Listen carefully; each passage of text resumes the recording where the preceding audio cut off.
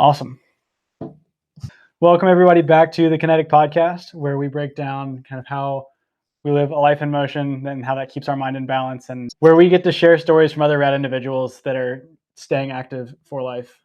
So this week we have our new friend, Will, and we're excited to get into his story because he's got quite a, I don't even know how to introduce your story, man. It's like awesome. Well, if you have a good way of introducing Will and his story, then I'm excited. I'm just excited to kind of be a fly on the wall for this one and hear your Appreciate story. it, guys. Thank you. I think the biggest thing is just looping in where it came from our first podcast with Kaycee. I mean, she got to share just a small piece of your story, and she had so much admiration for you in what you went through and how you handled it.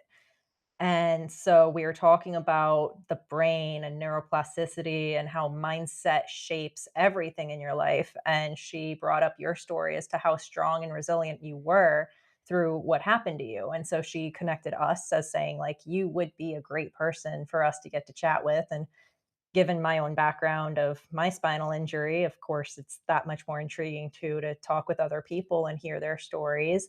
So there's stuff, of course, that I don't want to give away right from the start that we'll get to dive into, but that's like the biggest piece is Kaycee getting to connect us and sharing just that small piece. We wanted to dive deeper on it. So now we're here.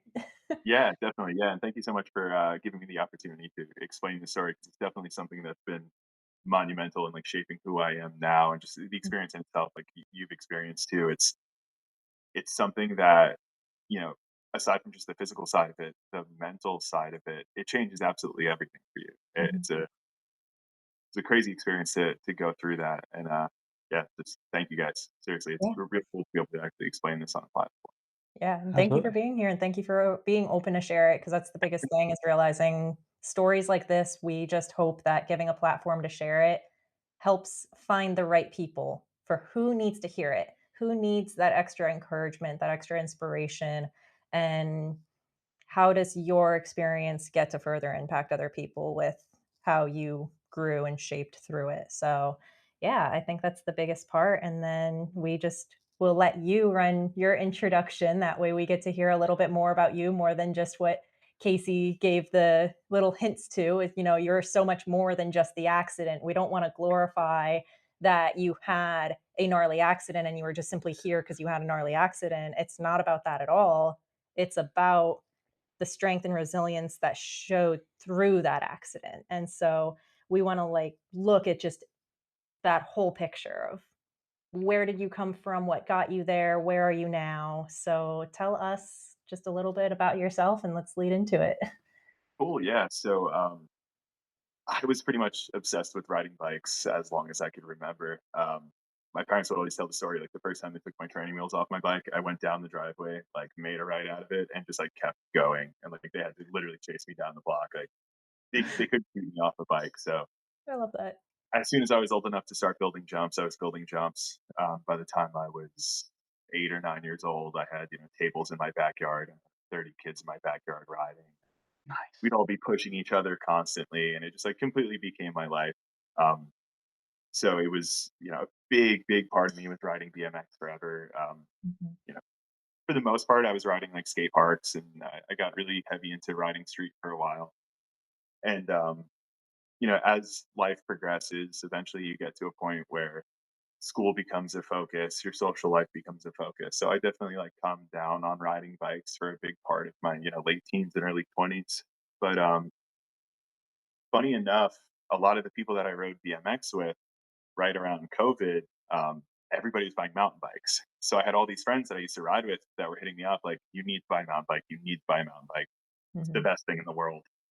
So they let me ride a full suspension, and my first experience on that was like, you're riding a pillow down this like super gnarly stuff. It's just like the coolest experience, especially coming from such a rigid background of like BMX. Yeah. Um, so just like the same thing that happened with BMX, where like I would sit there watching videos all day as a kid and like reading stuff in magazines. That whole thing sparked again, where like suddenly I'm watching mountain bike videos and like I'm researching these riders and researching bikes, and I'm like just fully, engulfed in it. But at this point, I was just really like trail riding.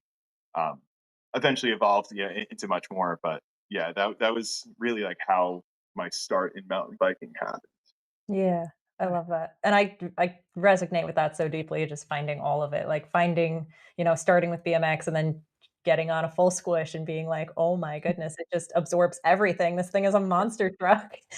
Oh But yeah, yeah. It's always so funny. Like any like drops or anything. Like I remember like doing stair sets as a kid on a BMX bike, and you're like, this is going to hurt. And then like Mhm. you do these huge drops on a mountain bike, and you're like, oh, Great. yeah, yeah. It's such a wild feeling. Such Yeah. a wild feeling. But even just seeing I mean, for me, I've realized that for myself getting into mountain biking, coming from my BMX background, I had such a high leverage given the bike control that that gave me. So when you got into mountain biking, you weren't a beginner. And the reason I want to highlight that was, of course, as we get into talking about your accident, we know the biggest part that I said stuck out to us, the biggest, is that that was your first day. Now, was it your first day on a downhill bike, or was it the first day at a downhill park, or both? Like, tell us, like, bring us to that day of you said you were primarily just a trail rider. You probably like, what was your mountain bike experience? And then leading into the day that it happened. Yeah. So like I was fairly proficient on a BMX bike for a while. Like I could ride fairly well. And once I bought a mountain bike, I just bought some like alloy GT enduro bike from some guy on Facebook Marketplace, and I was just like ripping it as hard as I could in the woods, just like finding weird, obscure drops, places, and like I could ride pretty well pretty quickly.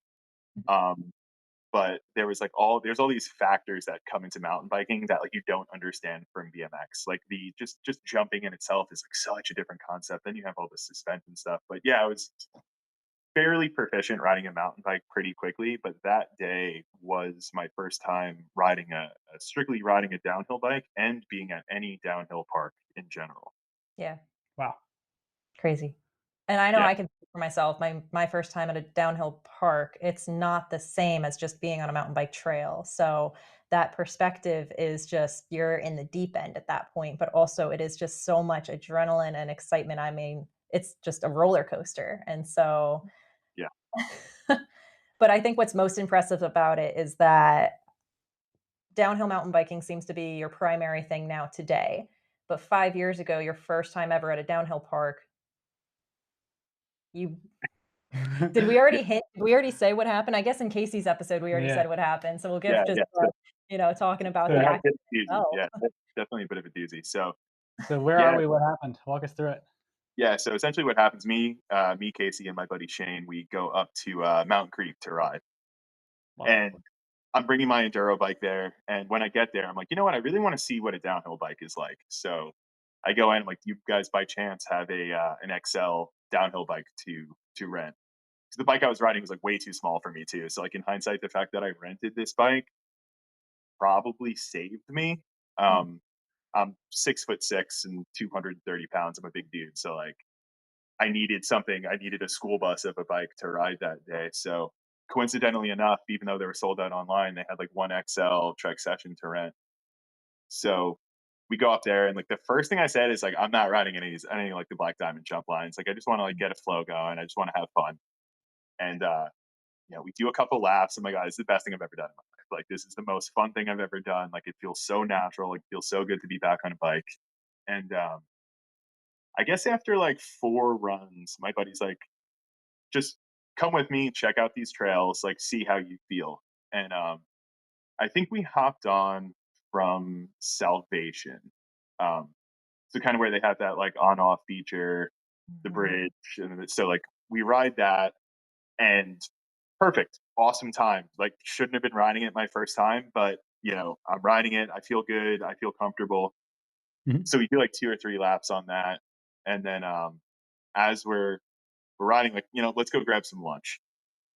So we all meet up. We decide that we're going to grab lunch, and stupidly enough, for whatever reason, we're like, oh, like, let's have a beer or two. So we're sitting there, we're eating. I think I had like might have had like 2 beers over the course of lunch. I'm like, let's go back up. And now I have like the adrenaline of riding jump lines there. It's Yep. like, okay, let's do it. So now we do a top to bottom from Dominion all the way down. Yep. And I get through the first part of Dominion, I get through Pipeline, I get through all that, and I stop.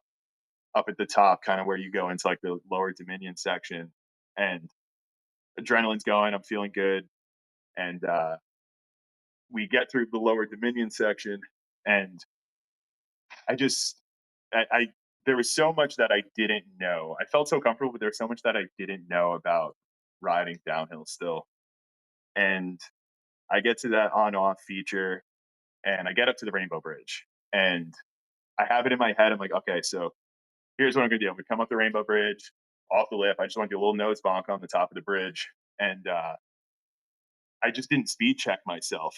And as I was coming over that jump and I went to go nose bonk the top of it, my momentum carried forward and I basically overshot the whole landing. So I end up landing nose heavy and my momentum carries me OTB, and I end up going OTB onto like a rock that's at the end of that trail. If you guys have ever ridden that trail, there's a big Dude, to the I left think hand I side of the know, end. like, and right which frock you're and you're talking about, going and it's just deceptively fast there. So yeah. yeah, so much faster than I feel like no brake check at all. Like fast enough to basically clear that entire rainbow bridge. Mhm. I'll try to So find a clip for context for people watching, but yeah, it's yeah, fast. yeah, it's Ooh, big that's gnarly. feature. Yeah, so I end up going OTB there, and like I just remember getting closer and closer to the ground, and then I'm down. And like the first thing that I knew when I hit, I'm like, okay, my collarbone's broken. Like I know my collarbone's broken. The way I felt, like I can feel it already. I know my collarbone's broken. So wind knocked out of me real bad, laying on the ground. My buddy Shane ends up coming back and finding me. Um, at this point, a couple people start coming out. I remember like hearing someone saying like, "Hey, just stay still. I'm in the medical field. This and that." Um, so now a couple people are like over me, helping me out, kind of keeping me there. Someone calls the medics there, which shout out Carly. I ended up realizing like 5 years after that, like one of my friends was the people that was the person that found me, which is a crazy coincidence. Literally 5 years later, we realized that like it was us that met that day. So yeah, shout out Carly. Thank you for saving me and popping my shoulder back in a couple months ago. But Wow. yeah. So like, so the medics get called, and at this point, all I know is that my collarbone's broken. So that's what I tell the medics. So the medics are like, okay, your collarbone's broken. Let's stand you up and walk you to this cart. And they actually said to me, they're like, so we could put you onto one of these, backboards, but it's going to be pretty uncomfortable to ride down the mountain like that. So how do you feel about just like sitting upright in the back of this, like side by side, and driving down the rest of the mountain? To So be like, fair, I mean, for one, I cannot believe they just took your word of mouth and didn't check you further. I have similar experiences with medics not being the greatest, but honestly, if they were expressing that this backboard would have been worse, I almost wonder because yours was based on landing on your spine. Whereas yeah, mine, like, I actually compressed from, like, body folding. So, yeah, like, that's where my brain is connecting the dots to this right now. You landed on your back, and that is what broke your I guess we already gave it away, but, that's what yeah. broke So your back, is that landing on that rock. So I almost wonder if that was better off for you that they sat you up that way rather than being laid on a plastic backboard through some jaggedy rocks on a, 4 by 4, at least you had a cushion behind you. What's, like, kinda your yeah. take on So like in hindsight, it didn't exacerbate anything. So like I that? wouldn't necessarily say that they made the wrong move. They probably should have been a Right. little bit more cautious with it. But yeah, like you're saying, it didn't do anything worse to me. So like Interesting. Like, I almost wonder if it would have yeah, been worse being on the backboard. yeah. Honestly, the act of like getting back up from laying down was pretty excruciating. So that might have actually Mhm. been the best option, but like completely just Stress sheer luck. Yeah. So they they drive me down the mountain. Um, I get to the first ambulance, um, and they're putting me through checks, this and that. They take me to like that small hospital up in Vernon, New Jersey, and they put me through like the first scan there. And they put me through the first scan, and they're kind of just like talking to each other and not coming near me, and like they're gathered together in a group now, like having a conversation, looking at these scans. And I noticed this right away. So I kind of say to them like, "Hey guys, is everything good?" Like, yeah. seems like you guys might not be telling me something. So one of the nurses walks over and they're like, "Hey, look, like I don't want to alarm you. We're waiting for a specialist to get in here, but as of right now, we believe you have multiple spinal fractures." So that just like hearing that in itself, like right away you hear like spinal fractures, you're like, am I gonna be okay? That's like the first thing you think is like, how severe is this? Like, am I Mhm. just in shock right now? Like, what is the extent of the injuries I have? So they end up getting a specialist in, and after looking at that first scan, they confirmed that I have 8 broken vertebrae. Oh my Um, God. they also confirmed that I have a broken rib. So now it's broken collarbone, broken rib, and ended up being T1 to T11 ligament damage. So I almost detached my spine from the muscle um, from this accident. So now that they know that I have multiple spinal fractures, they're like, we need to get a helicopter in here immediately and fly you to Westchester into a trauma unit to deal with this. So, at this point, like I'm still like realistically in high spirits. Like I always try to stay positive about things, and it's like, hey, look, I'm here. People are taking care of me. Like I'm walking. Like just try your best to stay on top of it. And I remember one of the nurses was like just trying to be a sweetheart. She's like, hey, look, if it's any consolation, it's an absolutely beautiful night for a helicopter ride. And I remember Sweet. being like, Makes I'm it sure easy. yeah, like they're gonna like lean me up out the window so like I can see what's going on out there. Like I'm just gonna be staring at the ceiling the whole time. Right. Um, but If it's any yeah, consolation, it's at least a beautiful helicopter ride for the people that are transporting you. You're yeah, doing yeah, them a favor. yeah, Or at exactly. least Yeah, all the self love turbulence. it. Yeah, Yeah. that too. Yeah. But yeah, Funny. so they fly me over to Westchester. And keep in mind now, I probably should have explained this. This is September of 2020, so this like COVID point. So For they sure. Yeah. fly me, yeah, they fly me into Westchester, and like the very first thing they do is like jam swabs in my nose, and it's Gee. like it feels like you're in this like post-apocalyptic movie where there's just like an outsider's here, like everyone's in like hazmat suits as they're wheeling me into this place. There's a really surreal moment, complete just chaos, and they bring me into the first room, and then it just starts with like CAT scans, MRIs, and they're just wheeling me back and forth through these places, and just like they would wheel me into one, they'd wheel me out, and like someone would start wheeling me back in, and it got to a point where I was like, what are we doing here? Like I just got out of this scan, you know, and I'm like completely coherent through this whole thing, and they eventually are like, oh, they scanned you already. Oh, okay. So it just seemed like they were just purposefully just like running me through these over and over and over again. And I don't know if it's like an insurance thing or what, but like they put me through like 4 or 5 of the same like CAT scan Yeah. I'm with only no. laughing so I resonate with this. I, on the other hand, just think this is bananas. Like, Yeah, that seems insane. it was absolutely absurd. And at this point, you're just like, I just want to like be still and like Yeah. not deal Yeah. with any of this anymore. So Mhm. um, I'm in there the first night. Uh, they eventually wheel me out of that, and like just having like 8 people lift you up because you can't move, like wrapped in a blanket, and just like moving you from bed to bed. It was just like, such a surreal experience. And And do you have any further context at this point? You just know that you broke your collarbone, you broke a rib, there's the ligament damage, and there's spinal fractures. I guess you know that how many and how bad at this point? correct, yeah, but Okay, they don't really give me. It's like still fairly open ended because like they had to fly me to a trauma center for someone to like really give me a good explanation of what's going on. interesting. Um, So at this point, you know their severity because 'cause they're putting you in a helicopter, but you don't know how much severity. yeah, You're like, yeah, yeah, "On exactly. my legs, so what's going on?" Like, what was going Yeah, through your mind? at that point, honestly, so to go off on like a slight tangent. So my grandfather was like a really really decorated war hero, and like I had this conversation with him one time about like being in Vietnam, and he was saying that he woke up every day and like found something to laugh about or like found something to be happy about, and because of that, it never seemed as severe as it really was.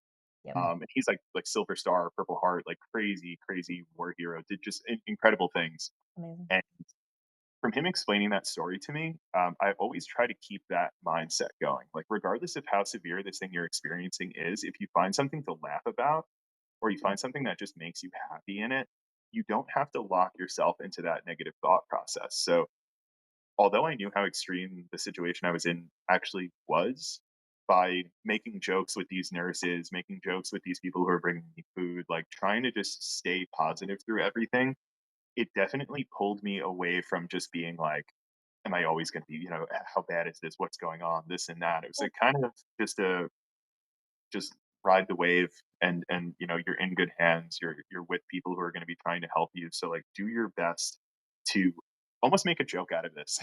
Like try and have fun with this experience you're having, as severe as it is. And I think that mindset changed a lot for me for sure. No, I love that. And Mm. like, don't give yourself even the opportunity to spiral. You have to go through Yeah. the situation anyway. So you can choose if you have to suffer or if you're just gonna make light of it. That's honestly, Yeah. yeah, I Yeah. know Yeah.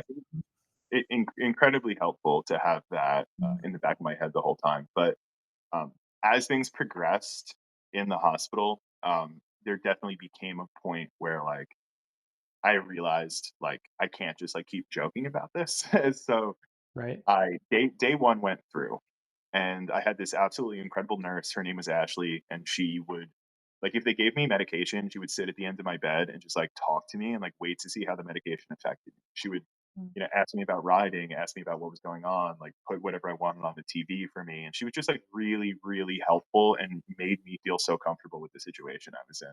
Mhm. That's great.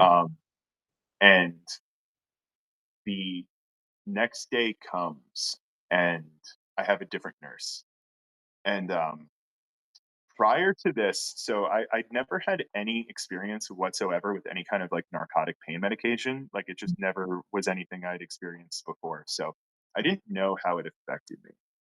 So once the next day rolls around, that's like when the pain really starts to set in. The adrenaline's all gone. You're sore. You're stuck in bed. So um, this other nurse I have gives me medication, and I remember immediately I'm like, I'm still in pain, but now I'm sweaty, I'm itchy, I'm uncomfortable. Like I don't like the way I feel from this, but I'm still in pain. So I tried to explain to this nurse, I was like, hey, look, I forget, maybe the verbiage might have confused her slightly, but I was essentially trying to say to her, like, hey, this does not work for me. Yeah. I do not want it. And she took that as, hey, this does not work. Let's double his dosage. Uh, So now, yeah, so they come back in and they give me something. I'm thinking, oh, like maybe it's like ibuprofen, whatever it is. It's double the dosage of Dilaudid now because she's like, oh, he's still in pain. Let's try to fix that. oh, jeez. So now I'm like essentially incoherent. Like I'm like trying to like pull my shirt off because I'm Right. so sweaty. Like but like you still have some pain. Like it's Yeah. not this like magic thing where it erases the pain that you have. So now I'm so incredibly out of it that like I can't really I can't function at all. And I end up falling asleep, and I wake up and she had hung my call button behind me. So now it's like nighttime, and I just want ibuprofen and a glass of water, and I can't find my call button. And And you're I'm reaching around. I can't reach behind me. I can't Yeah. really do anything. So like I end up um telling Kaycee, I'm like texting her. I'm like, hey, like here's what's going on, and like they end up calling the hospital and being like, hey, so like here's what's going on. This, William's in this place. And a couple people come in, and I'll never forget the first thing they say to me is, why didn't you start screaming?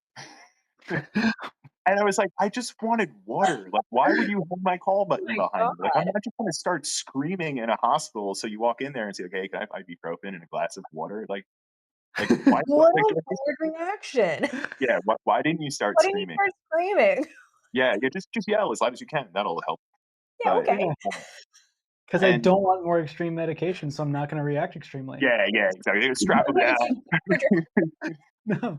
Oh, Yeah. So like, they man. end up coming in there and explaining this whole scenario, explaining that like this is what happened with the nurse, and they gave me the ibuprofen, and I wake up the next day and I have this like Rambo moment of like I'm getting out of this hospital. I'm getting out of this hospital. It doesn't matter like what it takes. I have to get out of this hospital.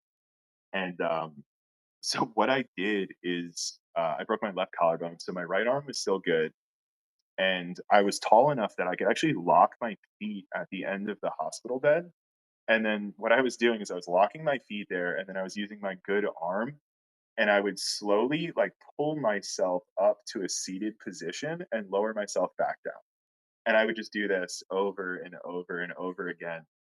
And essentially what they told me is if physical therapy can sit me up, they could put me in a wheelchair and I could go home. Yeah. So I just had this locked in my brain, like I'm getting out of this place. I'm not going to deal with another night like this. So I just did it over and over and over again. And I probably did like 300 or 400 sit-ups that day. Like it's all I cared about. It's all I cared about. I just needed to get out of this hospital. So um, sure enough, the physical therapist came and they were like, "Hey, can you sit up?" And I locked my feet in the bed. I guess my good arm. I sat myself up. I like really carefully pivoted myself to the edge of the bed. They Mhm. put me in a wheelchair and they okayed me for release. Um, and when they okayed me for release, the doctor had come in to talk to me, and he kind of starts going over some information with me, and he kind of stops for a second. He's like, "What do you do for a living?" I was like, I'm an engineer." He's like, "Okay, cool." He's like, "I'm going to explain to you exactly what's going on with you then, because I feel like you'll actually understand it." Mhm. And he starts explaining to me, essentially, I broke 8 of the transverse processes. So, like the wings that come off the vertebrae. I did the T1 to C11 ligament damage. So, what he was saying was like, you have no compression fractures, but you've sheared off, 8 of the wings on these vertebrae. You've done severe ligament damage. Um, your collarbone obviously is broken. You can be released. You could do surgery to fix the collarbone. I don't believe you're going to need a back brace. You don't, smoke cigarettes. You don't really drink alcohol. We think you're going to heal up correctly. Um, Mm. so he basically put it on the table like, here's what we can offer you. Um, Obviously, I opted not to do the surgery, and the next thing he offered me to was just one of the weirder situations where he had known now that I had been denying any kind of narcotic pain medication, and he was adamant about prescribing it to me before he would release me. And I told him up and down, like, no, I'm good. Like, I'm not going to take it. I don't need it. There's no need to prescribe it to me. And he was completely adamant, like, legitimately wouldn't let me leave until he wrote a script for like a muscle relaxer for all Yeah. the ligament damage and a prescription painkiller. And at Um, this point, were they still giving you things at the hospital, or were you refusing even at the hospital and just I, taking ibuprofen? after that point that I After they the doubled dosage? my dosage. I no longer took it at all for the rest of my duration in the hospital. I Oh, just took ibuprofen. so just Um, to, like, shape that full picture, you're in the hospital only taking ibuprofen, and they're trying to now send you home with things that you're not even needing in the hospital exactly. and Yeah, insisting exactly. on And he was just trying to use like the excuse, like you'd rather, need it and have it than need it and not have it.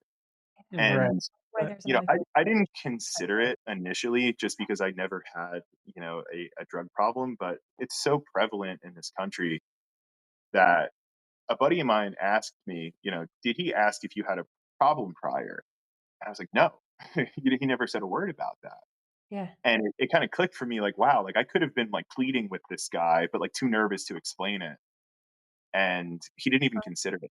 He didn't even say, like, is that something like, is there a deeper, is there a reason Yeah. specifically that you're telling me that you don't want this? He never said anything like that. He was like, I'm just going to Yeah. give it to you, which was mind blowing to me. Um, so yeah, they released me um, from the hospital, and at this point now, the first time I go home, luckily I have like an awesome group of friends that set me up in my apartment, like got me a recliner so I could just sleep in a Mhm. recliner and be able to like get all my stuff together. And at this point, I'm figuring like, look, I'm still in pain. I need to figure out a way to effectively manage this pain without potentially anything habit forming, without anything that's going to negatively affect me. Mm. So I applied for a medical marijuana card. Um, and what I did was get like a really high potency extract. And I would, if I was having kind of flare ups and pain, what I would do is just take like a really high concentration extract. And it was genuinely more effective at mitigating pain than any of the medication that they were giving me in the hospital. Genuinely, genuinely. Interesting.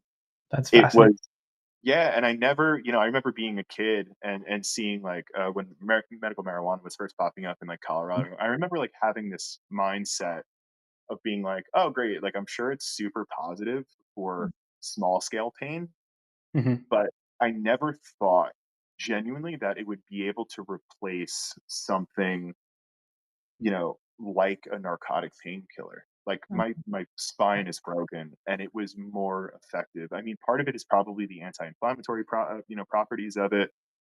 The pain side of it, though, was significant. It legitimately would almost make you forget about the fact that you were in pain like that.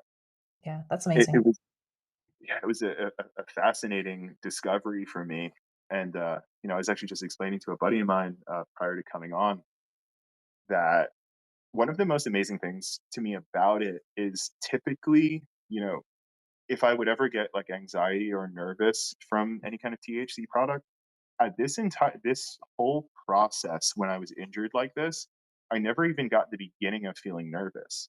Hmm. It almost gave me this feeling like you're actually taking like a medicine. Like there was such a purpose for it within myself that it Mm. never allowed me to feel anxiety from this thing I was doing. It was really, really fascinating to experience in real time. Mhm. Mhm. Um, and it really showed me like this could be something that can be used medically that could honestly replace something that is killing thousands and thousands and thousands of people. Mhm. Really, really just an interesting experience for me. And the best part about it, as soon as I was healed, I was just able to stop. Right. There's no cravings, there's no Yeah. adverse effects. It didn't affect my sleep. I was just able to stop and just carry Yeah. on.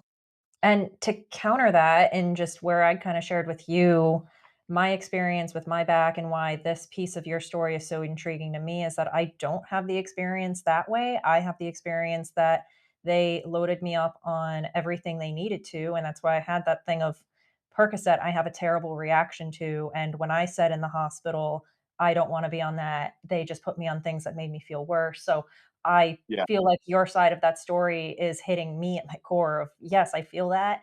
And to see, I didn't live in a state that medical marijuana was an option. And so it's not like that even never crossed my mind. But even once I was discharged from the hospital, I never I never wanted to feel completely numb. And so I needed to monitor my dose and make sure like the severity of my break and my surgery, I had to have 2 surgeries, and the second surgery was far more brutal than even how the initial break felt.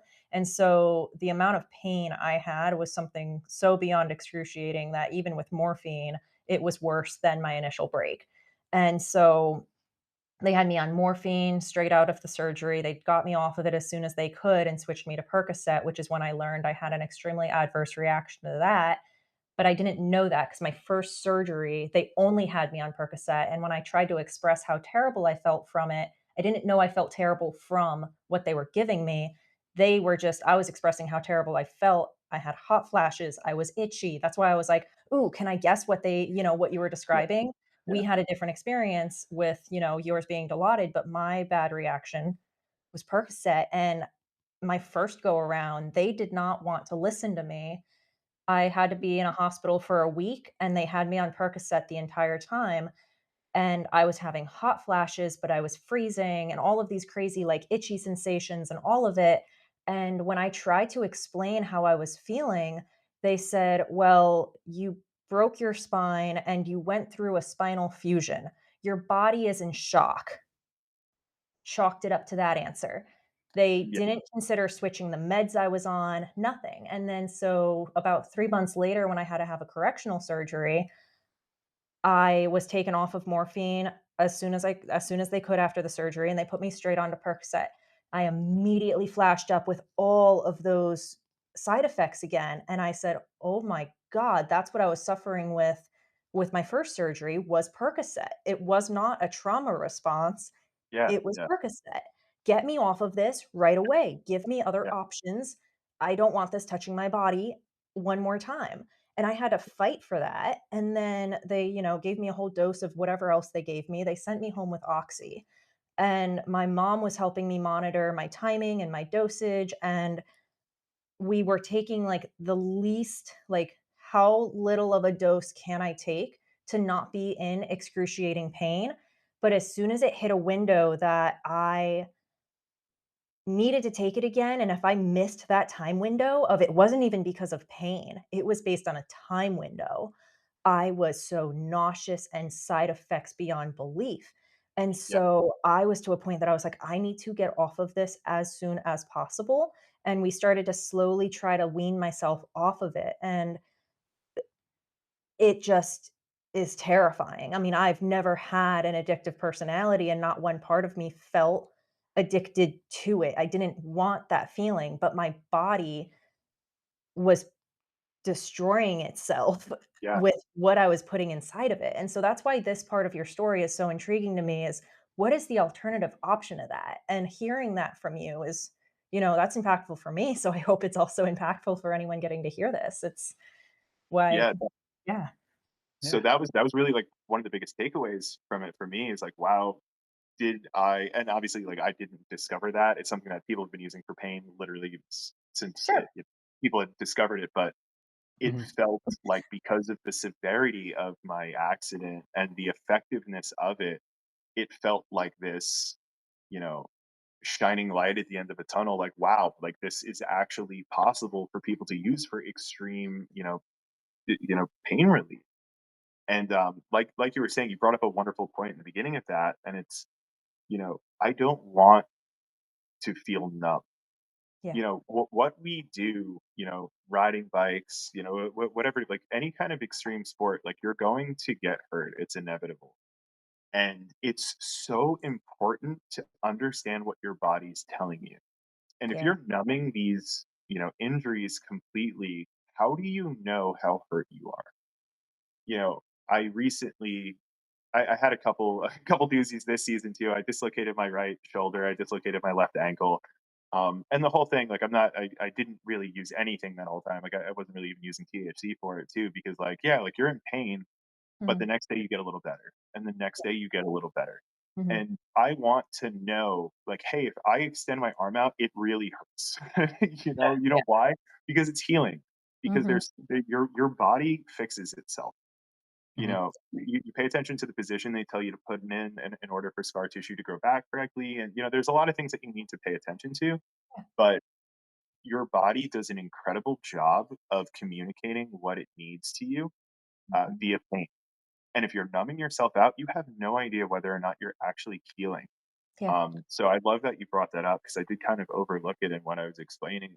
And being able to do this and not getting myself stuck in this routine of like, okay, 8 a.m. I take my first one before it wears off. I take another, and just riding this kind of wave of numbing myself to pain. I would wake up in the morning and be like, okay, maybe I can wait 4 hours before I do that. Let me see when the pain starts to come in.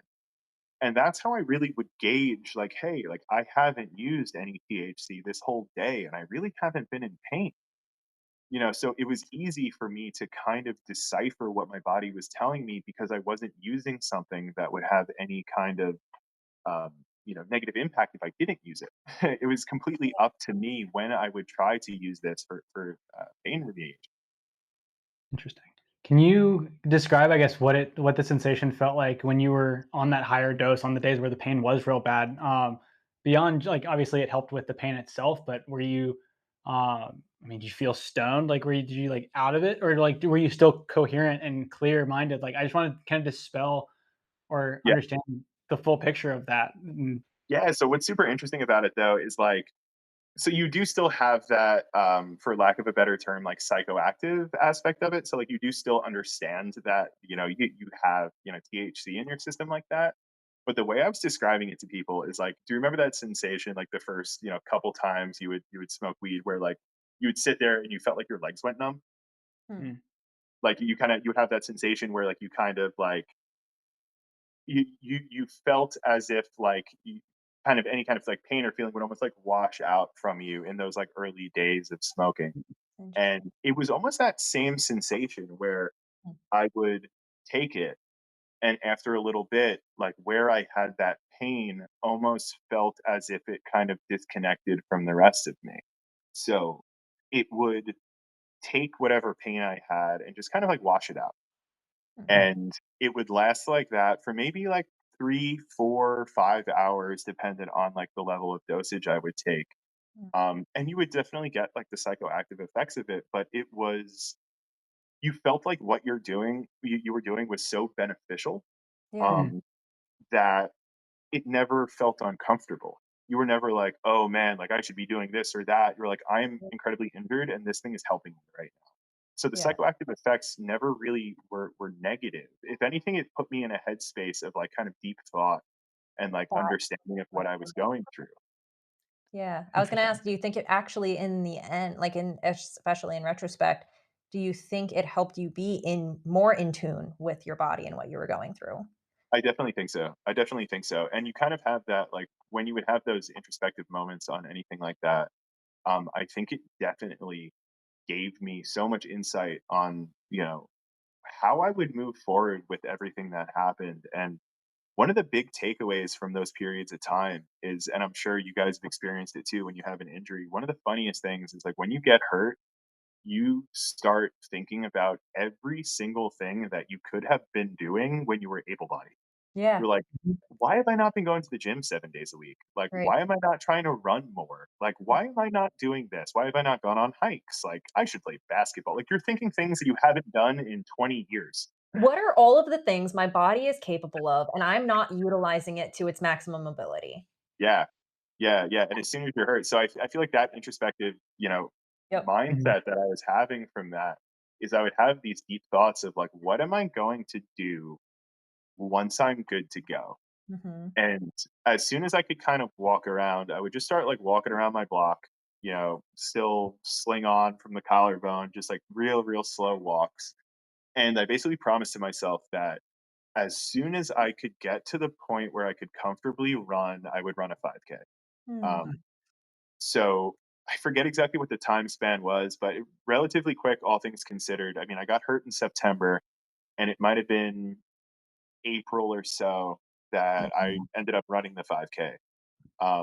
And it was just like I just locked it into my head of like, Mhm. I Yeah. don't really like running that much, but I can't right now, Right. and like you realize like one of the big things for me was being so incredibly, thankful for one, how severe my injury was, what my recovery was like, the fact that I'm typically able bodied, the fact that I wake up every day and I'm healthy and I can run and I can do all of these things. You start thinking to yourself, like, I'm so lucky to just be who I am. Yeah. Mhm. I'm so lucky to wake up every day and be able to get up out of my bed and brush my teeth, shower, go to work. Like you take all those Mhm. little things for granted so much. So it's like Mhm. even if you don't love running, you know, if you can, you should get out and run. Like, if you Yeah. can make it to the gym, you should Yeah. go out and do it because there's people that would kill for that opportunity. And you're Mhm. so incredibly blessed to be able to get up and do that every day. Mhm. And that really, really clicked for me post accident is like you can sit there and dwell on things. You can sit there and focus on these little aspects of your life that you feel are holding you down or past relationships, things from, whatever it is. It's so simple to get held down by these things. But just as simply as it is to hold yourself down with things like that, it's just that easy to pick yourself up and just do something. Just get outside, go to the gym, ride Mhm. your bike, just figure something out. Yeah. Yep. So What you Yeah. can. That was the biggest piece that yeah, Kaycee had to share about yeah, your piece of the story and why she admired being an aside. And from her lens, it was before she was studying neuroscience. So she saw your mindset, she saw your resilience, she saw what you went through. And I know for a fact there's no way it was just her. Obviously, everyone around you saw the way that you took in this hardship and actually made it something for yourself as inspirational. That wears off on other people too. So I hope you give yourself credit for the fact that that is an extremely powerful mindset that you have. Mhm. And not everybody would take in the accident that you had and see it through that lens. And Yeah, so that I was the appreciate that. piece that, for one, why we wanted to hear your story is to see what is actually the full story behind this small snippet that Kaycee got to share with us. Mhm. And I don't know, God, there's just so much I do wanna say about it that there's just so many moving parts with it, Yeah. but, no, thank you for sharing Yeah, even yeah, just I appreciate that so so far. much, and one of the things too that I kinda realized from that is prior to that, like, I'm one of those people, I have so many hobbies, like, I hyper fixate on these things, and, like, I wanna get as good as I can at them, and I would limit myself a lot in the past, like, I've been racing cars for the last 10 or so years, Mhm. and, when I got hurt, obviously, I couldn't do it, and one of the things that held me back a lot was, the fact that I didn't have friends to do it with. Mm, So, like, I would tell all my car friends, like, "Hey, I'm going to this track day. Hey, I'm doing this. Like, are you guys interested?" And, like, it was really hard to get people to find time to do something like that. And Mhm. after my accident, I was like, "You're capable of doing all of this on your own." So, like, I just kind of became obsessed with being like, "Okay, load your car on the trailer and tow your car to Lime Rock 3.5 hours away, and just go to these track days. Like, Mhm. just go do these things by yourself. Give mhm. yourself time to bond with yourself. Like, learn to love your alone time." And in that, like, you start meeting all of these new people. Like, you start, finding people that you Do bond with your that. thing, find your people. Yeah, yeah, Yeah. exactly. And, like, I got myself into a position where, after just showing face at all of these events so often, I Mhm. eventually worked my way into an instructor position. And then eventually, a few years later, I got an invite to be the chief instructor for a racing organization. I was teaching all of the classroom sessions and, That's being able to share this skill that I've acquired over the last 10 years with people. And then from there, I got an invitation to teach for Skip Barber, which is like they consider the Ivy League of racing schools. very And cool. that was like a dream for me. Like, I remember being a kid looking at their website, being like, maybe one day I'll have, $7,000 Yeah. to spend on a 2-day racing school and I can go there and I could learn from them. And before I even got a chance to go there, I got an invitation to teach with them. Yeah. And it That was is just cool. an incredible experience for me. And I completely chalk that up to the fact that post accident, Mhm. I had this revelation of like, just go out and do things and don't pay attention to whether or not someone's going to do them with you. Life Like, is just, too short. Yeah. yeah, yeah. Yeah. Like, it was a really, really interesting takeaway for me. And it showed me, like, if you can dedicate yourself to something, like, you can literally do anything that you focus on. You can Mm, make time. Like, I'm working full time the whole time that I'm doing this. Like, Mhm. just take time. If you work full time, wake up Saturday at 3 a.m. and go drive 6 hours to a bike park. It doesn't matter. Like, you're young, you can do it. Yep. Like, it's yeah. not, there's so many people that will sit there and be like, oh, I'm so busy all week. Like, I don't want to drive 4 hours to go up to ride somewhere, and then I got to drive home. Like, what else are you gonna do? Like, Yep. what else are Mhm. you gonna do? You're just gonna sit But there. You're gonna yeah. stare at your phone. Like, you're gonna go out, go to a bar and have a beer and have a subsurface conversation with someone you don't know. Like, just go out and just take risks and do things by yourself if you can't find a squad to go with. Because I promise you, after doing that for a little while, you're going to have a huge squad of people that are going to be your good friends. And that's exactly what ended up happening is like, I'm sure you guys know, better than anybody, but you go to Yeah. bike parks now and you're like, 30 of my friends are Yep. here. It's funny, you're literally preaching to the choir on that one because I mean, I subscribe to that mentality anyways. You know, it's really hard to meet people, especially in today's day and age with social media, whatever. And like being a guy in his mid 20s, like dating was hard. I try to go to bars, I try to whatever, try to meet anybody, and just never really worked out. Yeah, And yeah, then, kind of to your point, like if you just do cool shit, guess what? Other cool people do cool shit too. yeah, So yeah, if you're looking for friends to do cool shit with, start doing the cool things, and then you'll find the people that do it also. And all of that kind of came down to that's literally how I met her. It was literally exactly that. I was like, man, this sucks. What am I going to do about it? I'm just going to go ride. I'm going to grab my downhill bike. I'm just going to go remember how to have fun on my downhill bike again. And I had no intentions of riding. I was like, I'm going to ride alone all day and remember how to have fun by myself on my downhill bike. And Yeah. then I got there, met a really good friend of, or like I pulled into the park, saw our friend Amelia's van. I was like, okay, well, Amelia's a good time. So like, I'll catch up with her and we'll have fun. That'll be fun. And then it ends up being this entire crew of awesome people that have become Yeah. amazing friends. And then a few laps later, I meet Allie because guess who's mutual friends with Amelia? And then the rest is history, as they say. But Yeah. literally, like I found my wife just by Yeah. turning my brain off and saying, I'm going to go ride my bike by myself for me one day. Exactly. So Further on that, the piece of your story that honestly, it's interesting because I've already realized that I feel like the people I get along best with in life, the people that, every human is so different in the experiences that we've all been through.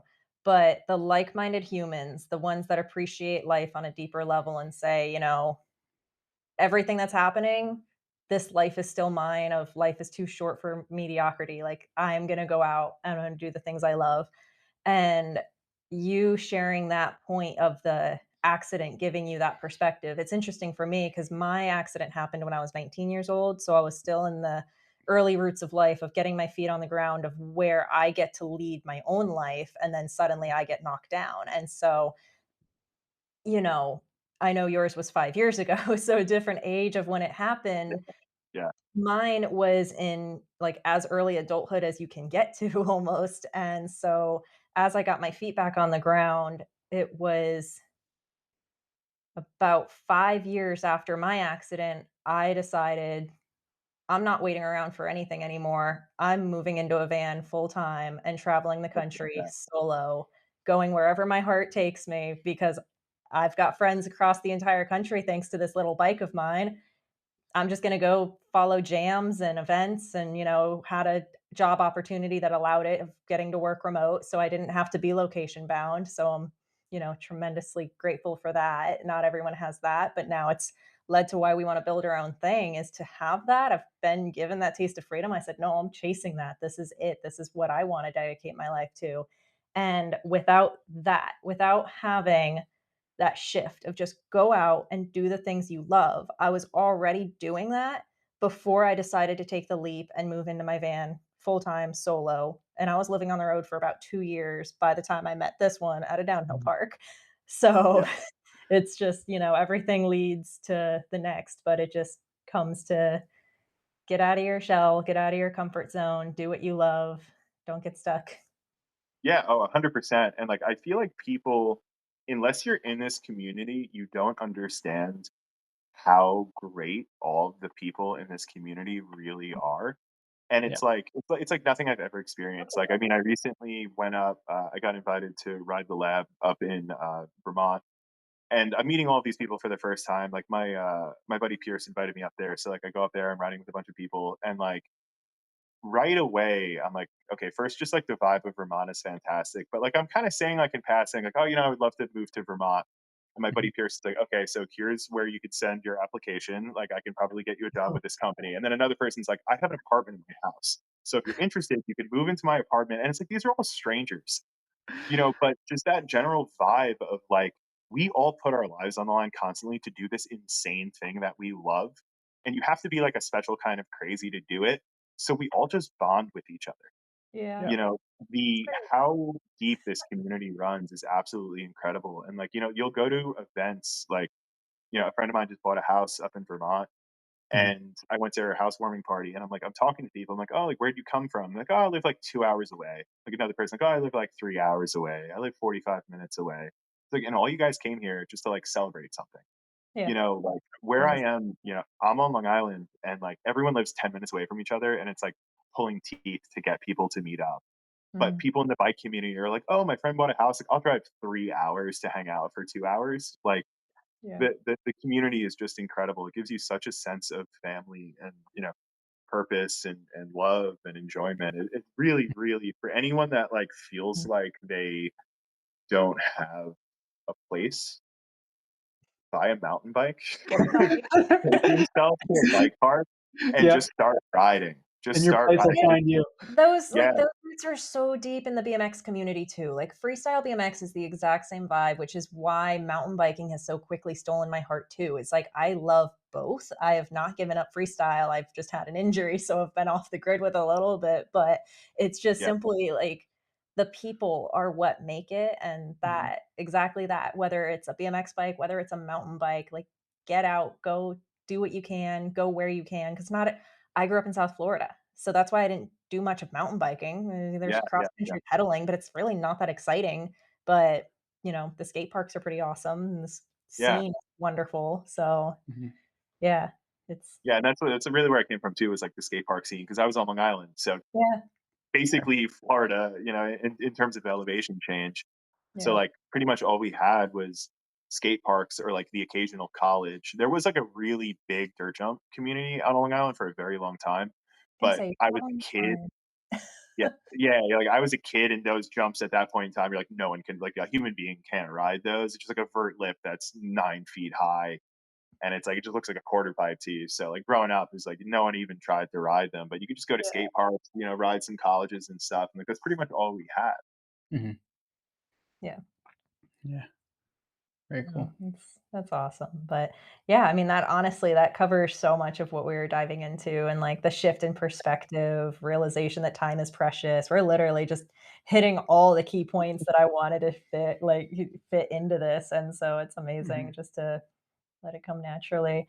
Um so leading in now then to life now, self-care. I mean, how how would you say that accident and just in general, your appreciation for your body, being in tune with your body, all of it, how does that shape how you take care of yourself today? So yeah, awesome you asked that because I definitely had it happened to me when I was 29. And it was like this weird realization of like you're about to be 30. Now is the time that if you don't take control of your fitness and your health, it's only going to be downhill from here, which is Yeah. crazy because 30 is still young, but it was just that like in my head it clicked and it Mhm. made sense to me. So I'm like, now is the time that I really need to change that. And one of the biggest things that I used, I remember I had a friend ask me at one point in time, how do you stay consistent in the gym with everything else that you're doing? And essentially, what I would do is if I sat down like on the couch and I looked at my phone, the first time I had the thought in my head of you should be at the gym, I would get up, grab my clothes, and leave. I wouldn't give myself the opportunity to stay any longer than that. The second I would have that thought, it would be just get up, just go to the gym, get it Mhm. done with, and just once you get back home, you're going to be very happy that you did it. One of my favorite quotes is, "No one has ever felt terrible about themselves as they walk out the door of a gym." Yeah. It doesn't happen. You don't get a good workout in and leave. Like you might be tired, you might be sore, you might be like, "Oh, I just want to go to sleep," but you never feel bad about yourself because you went to the gym. Yeah, like, be Mhm. proud of yourself. It's yeah. Yeah, yeah, yeah, 100%. So really just like keeping that thought in your head of like, this is what I should be doing. And, there's, I'm drawing such a bad blank. I read an incredible book about building habits. Mhm. And one of the big things about staying active that I read in that book is if you have a gym that's on your way home from work, get a Mhm. membership there. Get a Yeah. membership at the gym that's on your way home from your Please. normal commute Yep. because if you drive past that gym, you're gonna feel bad. So Mhm. pack Yep. your stuff, set your route. So as you're driving home, you're like, pull into the gym, you know. Yeah. So get Mhm. get yourself there and just make it. Don't even give yourself the opportunity to get home. Yep. Um, and just try to stay active. Try to stay on top of it because I mean, I'm sure as you guys know, when you take time off from the gym, if it's prolonged at any point in time, like I definitely got myself in the habit at some points. If I was riding bike parks every weekend, I was like, oh, I'm working full time. I'm riding bike parks every weekend. Like I can give myself a little bit of a break. Mhm. And you get on the bike and you're done for one day, and you're like, everything hurts. Mhm. Mhm. Every single part of my body hurts. My lower back hurts. My Yep. Mhm. traps hurt. My forearms are killing me. I can't close my hands. Yep. And I think the first time I had that realization, um, I kind of used it to my benefit, which was me saying, what hurt? Why did those parts of me hurt? And I Mhm. started kind of adapting my workout routines to riding. Yeah. and saying like, I really want to work on grip strength. So I figured all of these different grip strength exercises to build forearm strength and hand strength. Yep. And I was thinking to myself, okay, my lower back hurts. How can I adjust myself? Do I Mhm. adjust the cockpit on my bike? Yes. Do I adjust my workouts to try to build some more, muscle in my glutes and my lower back? Yes, Yep. try that. You Yeah. know, how am I holding my hands on certain workouts? Like I remember I still do it now, like lat pull downs, I'll keep my brake lever fingers off. Oh, that's Like, brilliant. Smart. just because like I'm building strength in a way that's going to benefit me. Mhm. I'm holding onto my bars. It's the same thing. Like, am I holding it bar width apart? Just Mm, trying to create these mountain bike focused workouts that will keep Really. me from 100%. being sore when I ride, and it's been incredibly beneficial. Yeah. The three-finger grip strength is a good one. I'm gonna steal that. Yeah. I Yeah, do a yeah, lot of yeah, the same stuff. Like instead of doing push-ups, I'll try to use a Bosu ball or something to engage my core as if I'm on handlebars. Or like yeah, anytime I'm on bench press, I try to like I'll do decline because that's more similar to handlebars. And then I yeah, always make sure like I don't get a tape measure out, but I'm like 760 millimeters apart. yeah, yeah, yeah, you yeah, know, like yeah. It's the same um, thing. and it doesn't take much if you stay consistent. That's Yeah, one yeah, thing we had a conversation with my buddy Pat, who's our mechanic down here last week, and he like totally overhauled his entire fitness this year. He's like, "Yeah, dude, 15 minutes a day is all I do." And he's yeah, like fitter, healthier, happier than he's ever been, has more energy than he's ever had.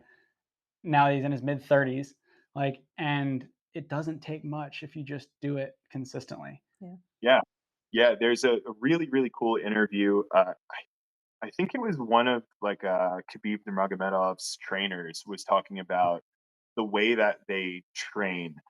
And he was saying that when they're doing any kind of like weightlifting, endurance, whatever it is, they get themselves up to the point of like, say, like a runner's high, like Mhm. when you start to really get that endorphin rush and they Mhm. stop. Mm. And the guy interviewing him was like, why do you do that? He's like, because I don't want to get sore. He's like, what do you mean you don't want to get sore? I'm sore every single time I work out. And they're like, okay. And do you take days off? He's like, well, yeah, occasionally. He's like, I don't take a day off. I work 365 days a year, but I just get myself to the point where I'm physically active. He was like, and in 1 year, I'm twice as far as you are. Mhm. And it perfectly ties into what you're saying. It's like if you kill yourself in the gym, like you're doing one rep maxes, you're pouring sweat, you're doing all of these things, and you wake up the next day and you're like, I can't walk. Yeah. Yep. Now And you're battling yourself. specifically for the people that I mean, I had to juggle this when I first started going to the gym when I started racing nationals when I was still racing BMX. And I said, okay, well, I'm trying to be on the national level. I should try to figure out how to work out in a gym. I was like 16, 17, leading to the year that I knew I'd be able to start traveling.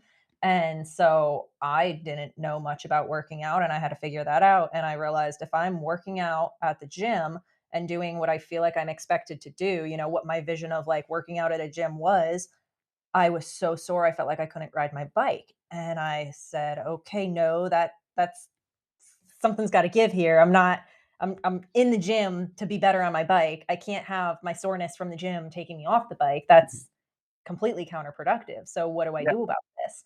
And so it's, as we live by, what you do today better not keep you off of what you want to do tomorrow. So how do you balance that? And so, yeah, especially as what you're saying, you've had the cases that, you're on and you feel how good you feel on the bike and you're off and then you feel how terrible you feel on the bike. So like dive Mhm. deeper into that, especially on the days that like on the weeks that you're completely on and you get to ride the bike parks on the weekends, like how good you feel versus the alternative. yeah. So the big thing for me is I think what would happen is if I had those weeks where I was off, when you're riding, you have so much adrenaline that you don't really notice too much the first day. Mhm. Mhm. You might be riding really well, you might feel stoked on what you're doing, this and that. You might get a little sore, but we all do as we ride. Mhm. Mhm. So that day ends, and now you're like, wow, I got beat up today. Where I would really notice it would be the next day. Mhm. So once I'd ride that second day when I'm not really taking care of myself, I would start noticing like my reaction time doesn't feel the same. Like my muscles don't feel as quick. I don't feel as agile. I don't feel like I'm placing my bike where I should. my lower back would always be an issue. I have a really, really sore lower back when I wasn't taking care of myself. I ended up changing my cockpit a bunch. Like I ride an 80 mil rise bar now and a really short stem, kind of stand myself up a bit more, which helped. But those second days when I'm not taking care of myself would 100% just it would limit me so much so that it would genuinely make me nervous about the way I was riding. So I'm Mhm. really bad at dialing myself back. Like after my injury, I worked myself up really slowly, but I got Mhm. back to the point where like I'm riding all of the biggest stuff at all of these mountains again. Mhm. Mhm. And I don't do a good job, honestly, of being like, I'm just gonna ride blues today. Like, or I'm just gonna ride some greens today. Like, I'm just gonna Once take you've it easy. once you've been at the higher point, why do you wanna take a step down? So then you're putting yourself at a way higher risk if, Yeah. you don't It, wanna take a step back down. You wanna keep moving up. exactly. You wanna keep moving forward. Yeah. Exactly, yeah, so, like, basically what we were talking about with working out and working yourself too hard and getting Mhm. yourself to the point where you can't work out that next day, I was essentially discovering I was doing the same thing with riding when I wasn't taking care of myself, where Mhm. I'd ride really hard that first day, and because my body wasn't ready for it, when that Mhm. next day came, I would try to ride that hard, and, like, I'd find myself making silly mistakes, I would find myself misjudging things, I would find myself trying to pull for things and not having the strength or being like, my forearms kind of hurt. Like, I don't think I can pull for this. Mhm. And you end up calling it early, Yep. or God forbid, you end up getting hurt doing something like that. So I think what it was really is learning that by taking care of myself, it would give me the ability to ride consistently um, day after day. And Mm. even if I'm riding at 85, 90%, I could ride, 4 or 5 days in a row. Whereas like riding, 85, 90, 100% for one day would put me out the next day when I'm not taking care of myself. Yeah. Yeah. And I think that's a big thing with mountain biking specifically is it's Pat said it funniest last week, but I totally agree. Like really slow, really safe. Kind of fast, super dangerous. Really fast, Yeah, super yeah, slow. yeah. But like and it's the same thing. Like everybody gets hurt or crashes on their mountain bike when I feel like when you're either it's never really when you're riding stuff that's super duper gnarly unless you're just Never. having that send it mentality. Mm. Like Yeah, it's always when you have like the sketchy moment and you stiffen up. And yeah. so those happen so often when you're complacent because you're riding too chill. It's always Complacency is what gets you. Complacency 100% is what gets you. Like, yeah. Mhm. the end of June, I was riding Killington, and it was like at the point in time where everything at Killington was closed. So, Mhm, like, there was literally nothing to ride there. And I remember just being like bummed. It was my birthday weekend, and we were riding, it was like Stinky, which is like the worst trail at the mountain. Like, there's nothing on it. And I was cooking through there, like just leading a trail of a bunch of people. And I'm like, if there's nothing to ride, I'm just going to boogie through this trail, just try to like bonk off of everything, whatever it is. And I was coming through a corner and I washed out over the front end and dislocated my shoulder. And it was Mm. mm. like, I got hurt on Stinky. Like, I did all trails for me to get hurt on. I remember I referenced Carly before. Carly was up there. Yeah. And I called her boyfriend Clark. I'm like, hey, is Carly around? Like, I think I dislocated my shoulder. And I get down there. She was like, Black Magic. I was like, Stinky. I know. Yeah, and it's complacency where I'm like, I could ride really well. Like, I'll just fly down this blue tech trail, and like I just misjudged something, and it's so easy to do that. I just front wheel over the berm, Yeah. Yep, elbow hit the ground, pop my shoulder. yep. Mhm. And I think to tile that back in is just even if it's your I like to say the minimum effective dose of whatever it is to keep yourself in shape. Like if you can continue to ride at 70, 80, 90%, you stay locked in and you don't have those complacent moments. If you get Yeah, sore and you start to yeah, feel the pain and fatigue set in, you're trying to ride because it's only noon on Sunday and I'm booked it for 2 days. yeah, Then you feel like you yeah, almost are like, "Well, I've already paid to be here. I've already made the trip. I've driven 6 hours. I'm at the park. All my friends are here. I've gotta keep riding. I can't bug out now." yeah. And then if you haven't taken care of your body, that's when it's easy to, "Oh, I can only ride 50, 60%. I can only ride, at a lower Yeah, level. I'm playing it yeah, safe." I think playing it safe is a great way to get hurt on a mountain bike. So much yeah, more dangerous. yeah. And it's funny too. The first thought that I had when I dislocated my shoulder, the first thought I had wasn't, "Oh, I was riding too fast. I shouldn't have done that. Oh, I was complacent. I shouldn't have done that." My first thought was if I was more consistent if I was doing more ligament strengthening workouts, if my shoulders were stronger, if my lats were stronger, if I was generally more consistent, I think that the strength that I would have had in that shoulder could have prevented this injury. Mhm. So it's a really interesting time for me to be like, get back into it, get Yeah. more consistent with that thing you're doing, because there's a good chance that you could have prevented this injury if you would have just been in better shape. And Mhm. another big takeaway of that for me was training like flexibility and agility. Like, Mhm. you don't realize how much it'll save you if you can run out from a fall, if you Yeah. can roll correctly, if you can get yourself into a position where you can safely fall, you prevent so much injury. And I feel like it's overlooked completely. Right? Yep. Um, yeah, overlooked so much so. We're working on that. Yeah.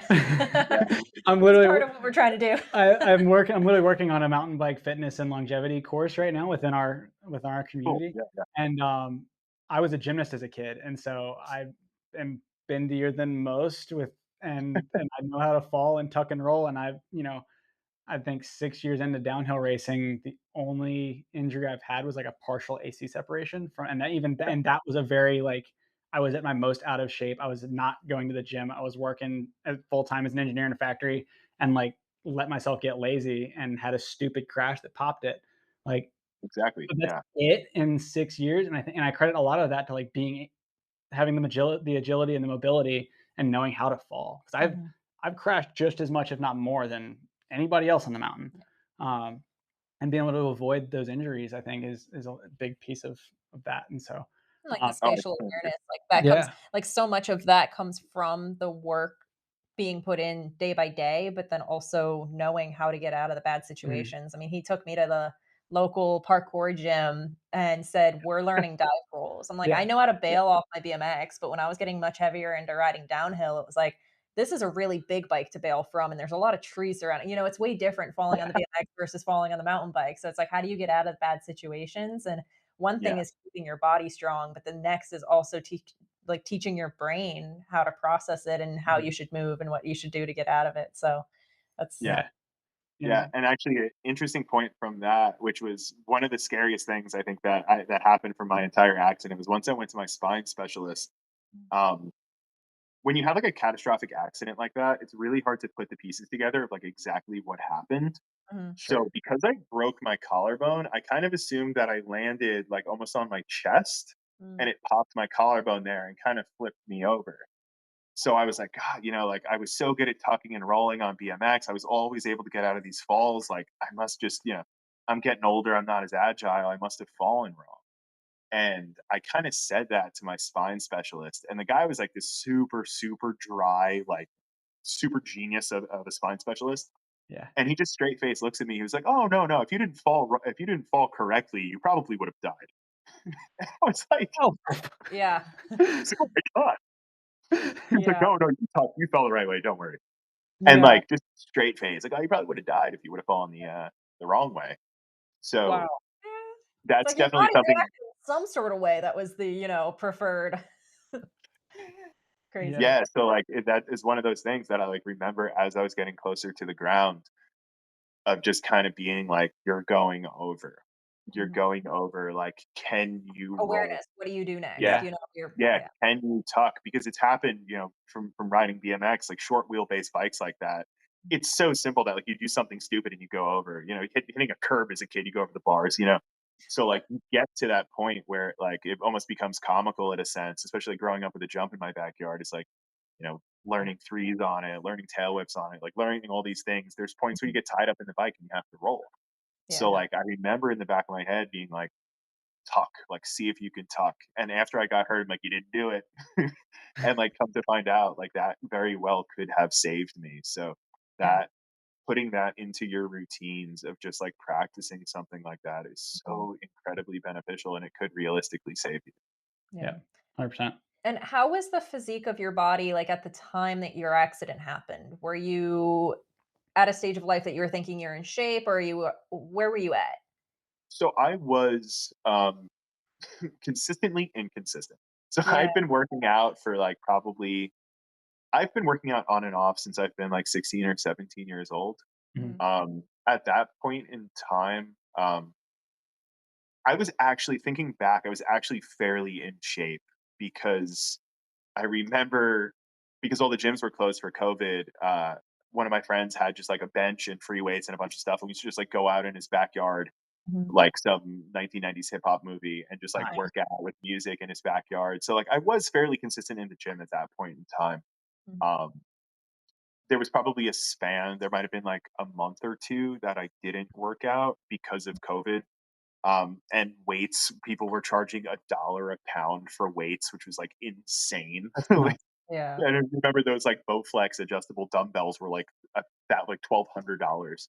So it's Insane. really hard to do anything. But eventually, yeah, I would say like probably consistently for the 3 months leading up to that, I was in the gym. And then years prior. So I was Mhm. in okay shape. Definitely active. Definitely taking care of myself. Doing a lot of trail riding. Mhm. Um, could always be better, but I was active for sure. Yeah. Yeah. Gotcha. The reason I asked is simply, especially just given your story about the comment your surgeon made to you. I had a similar comment that my surgeon made to me, different but similar, but related to the shape I was in. Like being in the athletic shape I was in is a big part of what saved me from being paralyzed from my accident. One, because my body was able to react, and two, just the muscles contracting and keeping me from bending further than I should have.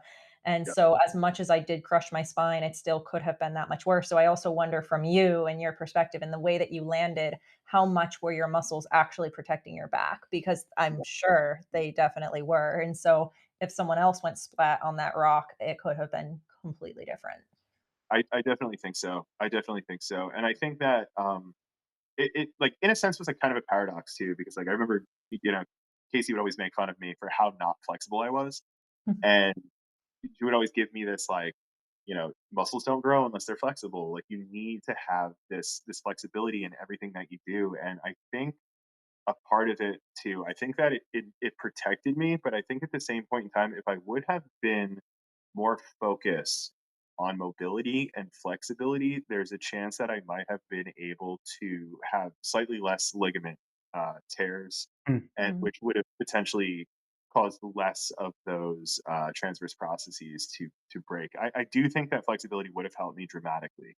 Hmm. Um, I do think Interesting. the muscle protected me, but I do think like if I was doing yoga all the time, like I might have Yeah. been able to keep myself in a little bit better of a scenario than I was in. Mhm. Yeah. Mhm.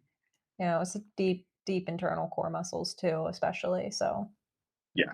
but yeah, no, that's it Yeah. all aligns perfectly. I mean, it's so cool that we did get connected because your story aligned more beautifully than I could have imagined just for the perspective of life in motion, mind and balance of it Mhm. just For sure. Yeah, I appreciate that. Yeah. That's well, awesome. I guess in the final stages of things, getting to wrap things up, So own I've got research. one while you think of that then. Yeah. You mentioned it sounds like you've got even we've been talking about mountain biking, and it sounds like you have a full-time job worth of stuff you do with car racing. And you mentioned you do all of that while you're also a full-time engineer. So, And you still get the and time you to go to work the out. gym, like dispel the classic ones like, oh, I don't have time to go to the gym. I don't have time to work out. I don't have time to train. There's Yeah. time. So a big thing for me, and it seems so strange too, but like so my normal career, I'm up super super early. Yeah, I'm up at 4 a.m. every day. Getting my stuff together, going to work. Usually home by 4 or 5 o'clock, and I just try to maximize whatever I can throughout that day. Mhm. So get home, go to the gym, meal prep yourself on Monday, like get yourself as efficient as you possibly can, and then I feel like everything else on top of that, be it racing cars, mountain biking, anything else that I'm doing, it's really just a matter, for me at least, of just doing it. Mhm. Get Mhm. up in the morning and just start doing it. You Yeah. know, it's procrastination that I feel like makes people think that that 24 hours in the day just isn't enough for them to do something like that. And of course, there's times where I'm like, I'm so beat. Like, I slept 3 hours last night. Like, I Mhm. just need to kind of veg out, relax, do something. I've been playing instruments, producing music for like 20 some odd years. So like that's another thing that I'll dive into. Like if I just don't feel like I have the time or the energy to go and race cars, ride mountain bikes, whatever it is. So like there's definitely points in time where like I'll have a weekend, I'll be okay, I'll get up at 6 a.m. I'll go, make myself some coffee and I'll just sit down in my studio and I'll just write music for a couple hours. That's cool. Just as a decompression thing, for helping with my mental health, whatever it is, to just like have an outlet like that really helps me regulate everything that I have going on in life, especially when things start like feeling really hectic. I'll sit Mhm. down, I'll write some music, I'll go to the gym. Um, and I think in the end, like realistically, it just comes down to like having the focus to do it and not beating yourself up for the fact that maybe you're going to get home at midnight and wake up at 4. Mhm. Um, don't do that every day. Don't get yourself into the habit of doing that because sleep is where we repair. It's the most important thing that we're going to do. But Mhm. like, if you don't give yourself the ability to um, try, Mhm. maybe you hate it. Maybe you're like, I can't sleep, for 4 hours during the weekend. I can't do this. I can't do that. That's fine, but at least try it. Mhm. Mhm. So that was really the big thing for me is like, if you want to do that thing, set your alarm for 4 a.m. and just like get up and do it because you have the ability to, Yeah. Yeah. and some people don't have that ability. And So just based on that, sorry to interrupt. I want to ask, especially because you said you have the ability to it. You have that deeper appreciation for the fact that you have the ability to do it. So just do it.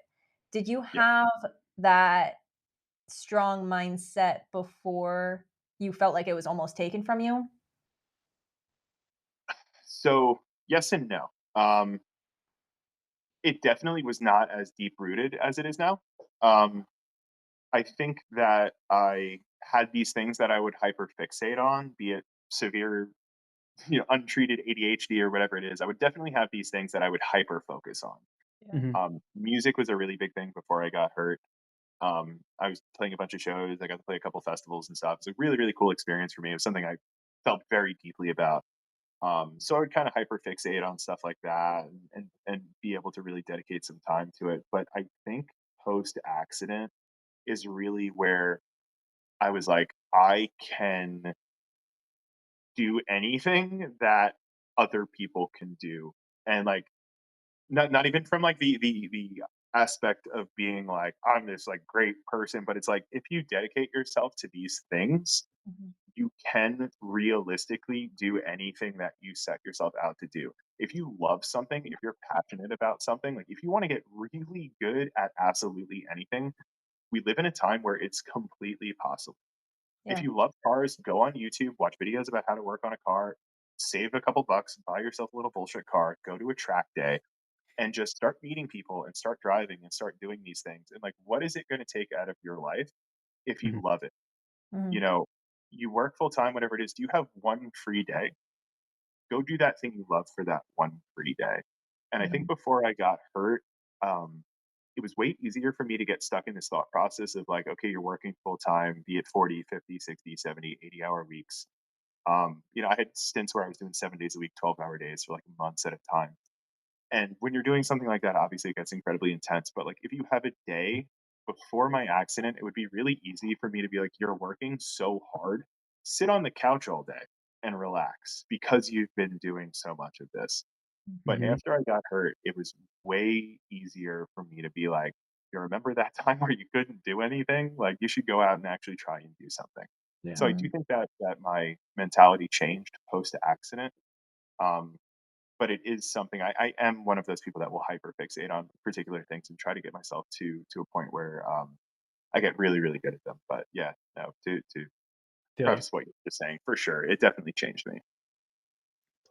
Yeah. And I mean, that's a key point too, is you're saying you have practiced so deeply in all of the things that you're passionate about. And not everyone has their thing. I think a lot of people, as they grow older, they feel like they've maybe lost their thing they used to love. And it's like, so find that thing again or find something new, find a new version of it. And I guess that's a Yeah. good way to wrap this up. Like, what piece of advice would you want to leave for somebody that needs that drive, that needs that thing? What would you say to them? So I think one of the biggest things is, saying that a lot of these people don't have their thing. I think that everyone has this thing in the back of their head that they always thought would be incredible. whatever it is, if you want to knit sweaters, if you want to, build, a swing set in your bag, you want to take up carpentry, like whatever it is, like everyone has these things that they think, that would be incredible if I was good at it. But I think the big thing is that people are just scared. People are afraid to take that leap and to try something because nobody wants to fail. Nobody wants to Um, suck at something. yeah, yeah, exactly. Nobody wants to suck. Nobody wants to fail. And like one of the big things that I learned actually came from music. And, I was producing all of these songs in my bedroom and doing all of these things. And I was never showing anybody. And one of the big things is I was afraid that I was putting so much passion into something that Mhm. everyone would hate it. And I Mhm. was convinced that when I played shows that everyone in the crowd was going to just be this, judgmental, like critiquing every little thing I was doing. And you realize eventually, like when you're passionate about something and you try really, really hard at it, do it for you. Do Mhm. it because you love it.